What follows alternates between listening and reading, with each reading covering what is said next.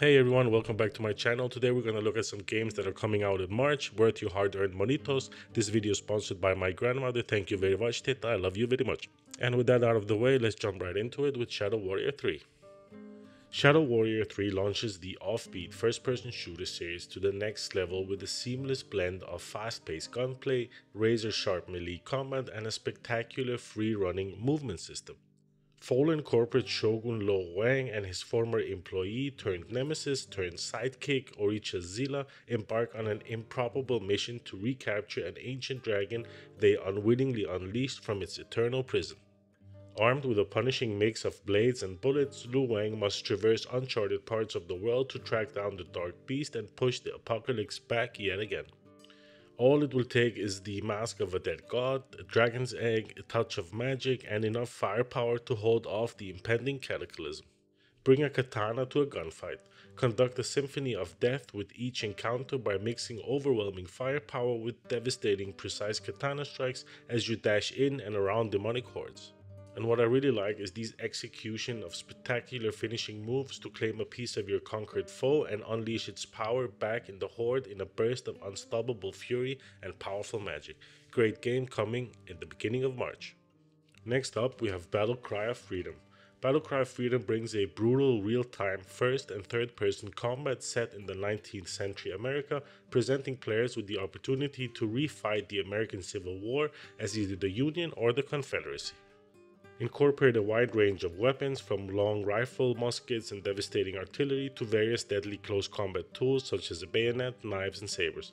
Players will take up the fight for the North or the South, trying to win the day and the bloody battles of America.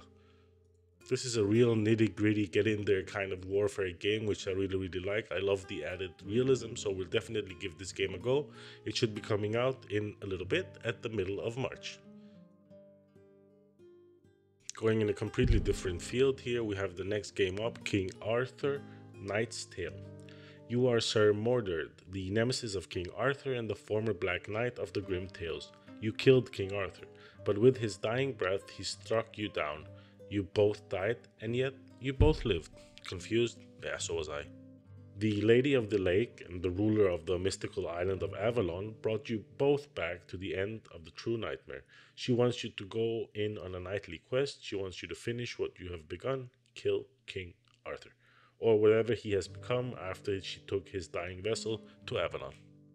So with this game you will experience a unique hybrid between turn-based tactical games and traditional character-centric RPGs. This dark fantasy version of the Arthurian mythology invites you to manage a team of heroes on a dangerous battlefield while also engaging in moral choices, hero management, and rebuilding of Camelot, all aspects we love and enjoy. The game is currently in early access. The developer is Neocore Games. It's not someone I've heard of before, but I'm looking into other games that they've created. Currently, this game sits with very positive reviews with 27 on Steam. All reviews, a total of 600, have this game put at a very positive review. I had a chance to go through some of the reviews for the game in order to get a better understanding and to let you guys know whether this is a good game or not.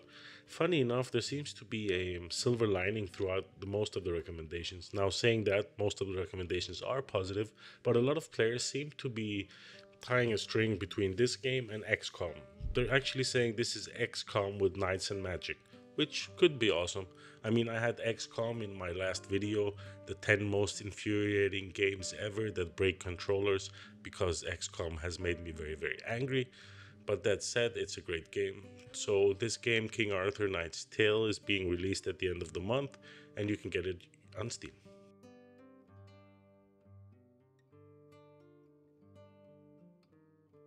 LX2 is the sequel to LX, the vintage open world role playing experience from the award winning creators of the Gothic and Risen series, Piranha Bytes. LX2 returns to the post apocalyptic science fantasy world of Magellan with massive environments that can be explored with unrevealed freedom via jetpacks.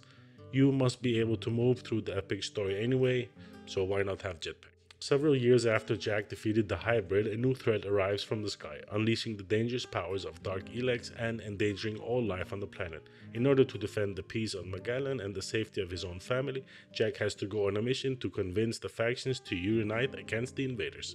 The game comes out in the beginning of the month and you can find it on Steam. LX2, on to the next. Last but not least, Siberia, the World Before. This is the fourth entry in the 2-decade-old Siberia adventure game series. It spawned from the mind of the late and great Benoit Sokal, and in Siberia, the World Before, Microid Studio is keeping the flame of the narrative adventure game burning bright. With an intriguing world, engaging puzzles, and a fascinating narrative, I'm genuinely curious to see how the rest of the story plays out and see how these characters' relationship intertwine after playing the opening 3 chapters. In the beginning of Siberia, it puts you in the shoe of Dana Rose, a young woman who is trying to build a career as a pianist returning to her home of Vegan, a town facing a tension leading up to the Second World War. Unfortunately, out of the 2 hours I got to experience so far, I only played as Dana for a short period of time, and while I didn't get too much out of her story, it did help establish some world building, especially for someone like me who is new to the series. I found the puzzles to be pretty straightforward early on, with tasks consisting of looking for a simple object to progress through the story, like a pen or a key, but later on there were others that turned out a little bit more complex than I expected, which was a pleasant surprise. However, at other times I found myself stuck due to a lack of knowing there was another piece to the puzzle that was available to me, or that it was easier to solve with a mouse and keyboard than a controller. The game should be coming out in the middle of March, so it's definitely worth trying if you haven't. If you like the Siberia role games, then you know what you're in for. Thanks a lot for taking the time to watch this video. I just wanted to put together a short video about some games that are coming out in March. If you enjoyed it, give me a thumbs up. If you didn't enjoy it, give me a thumbs down. And if you haven't yet, please leave a subscribe. I'd really appreciate it. Thanks a lot for taking the time to watch my video, and I'll catch you in the next one. Peace!